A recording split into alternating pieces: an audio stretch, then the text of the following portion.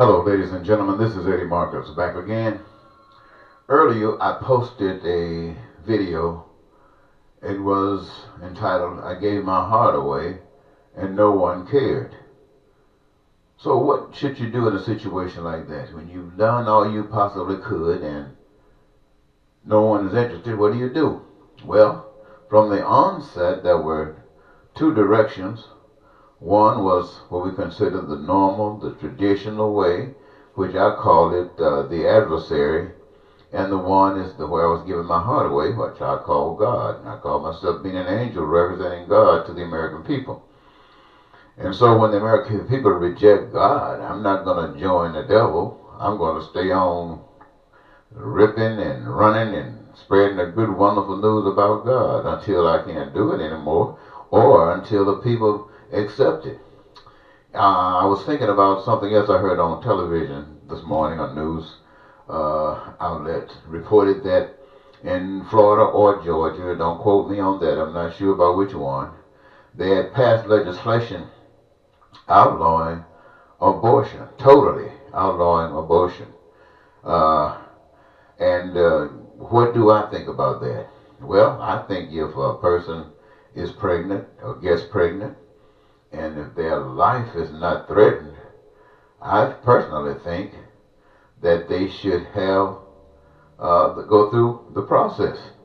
Now, what if they're raped?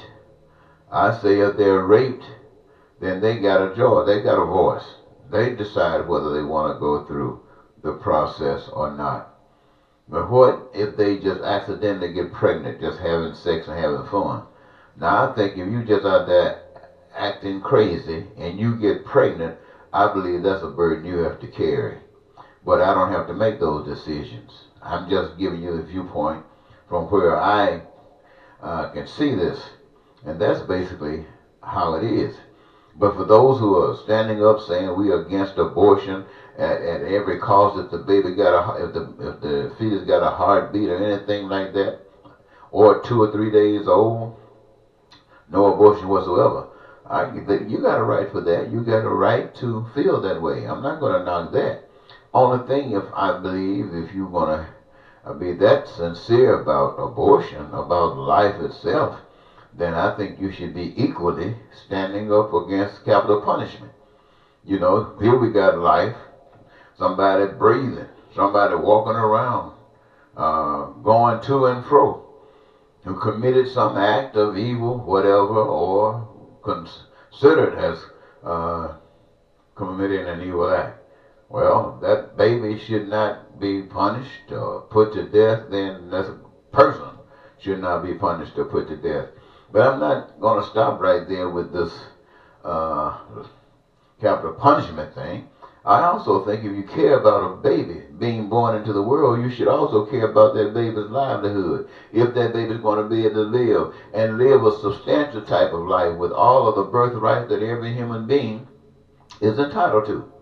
Yes, and that eliminates poverty.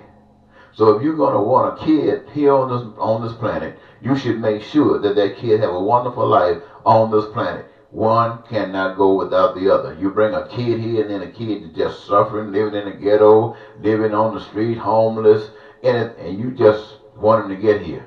Nah, that's a bigot. That's that's almost like somebody acting like Satan. Well, you get my view on these. You know, ladies and gentlemen, I talk about giving my heart away. And I know the Republicans already got their demons. And the Democrats, they have already been identified as the devil. That's why they were kicked out of office. And now they're trying to get back in office. And I just know personally that all of these years I've been living, they're just as lost as anybody. So I only think that there's one way, and that is the right way that benefits every human being in America, every human being on the face of the earth, and take care of these dictators and put them someplace where they can dictate to each other. Now, that being the case, that basically means, as you've heard me say, that those things are essential for survival, like a career of your own choosing, which by doing, you actually engage people in the process of all of those other birthrights that they have, it would be in abundance. We're talking about like health care and education and food, clothing, and shelter and infrastructure and recreation and all of these kinds of things will absolutely be in abundance. Well, that's God's way. That's the way I've advocated. That's the way you pray for when you pray. But that's not the way you give voice to. That's not the way you empower. And so it seems as if you are very confused. Now, when I was seeking office, these are the things I articulated, and you rejected them for Donald Trump. So, I know maybe you've gotten a chance to see how evil really works now, and you probably, I hope at least, want to do the right thing. Now, if you want to do the right thing, I want to tell you, I have no interest in being president of the United States again. I'm too old for that stuff. I'd rather for somebody else to do it, and the people take care of all the business, and we old folks can just sit back and relax and be glad that we're still alive and that God has had mercy on us and we can teach our grandkids and all these kinds of things. But if you really want to go down that road, I wouldn't mind working with you to show you what it is all about. I know you don't know. You've turned your back on it, so you can't know what God wants, and you can't know how to implement God's programs. Don't pretend. Don't lie to yourself like you do. You don't. So I wouldn't mind giving you a hand to help get it set up so the thing can roll smooth and easy and flow right. I have no problem with that, because here, just like old people can chill, everybody can chill. Even the kids can chill. Why? Because we're living now. We're not slaves anymore. We are living. And when you begin to live, you'll be amazed at what can actually happen. And ladies and gentlemen, I mean, there might be many of you out there who could say that certain things we can hold on to. And maybe you can legitimize it. I don't know. When it comes down to money, I don't see how you can legitimize money being in God's plan. The money is a tool that has been used by the adversary to say you don't even need God. And so if you decide that you need God and you're going to be doing the things that God said is appropriate to benefit from God's blessings, I don't know what you need money as a distraction from, trying to tell you, remember me? Look what I did for you. I told you you were somebody. I told you you were special, that you were more important than others. I told you that you desire privilege.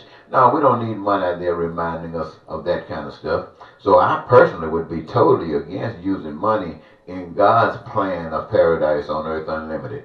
And yes, ladies and gentlemen, I say as it is in heaven, so be it on earth. And since you want to say heaven is somewhere else, then I would actually call this again paradise on earth, unlimited, unrestricted. And it is at your fingertips right now. You can choose it. You can't do it with the Democrats or the Republicans. You're going to have to choose God. You can do it, but you got to choose God. Thank you so very much for giving me this your time, ladies and gentlemen. Once again, this is Eddie Marcus saying goodbye.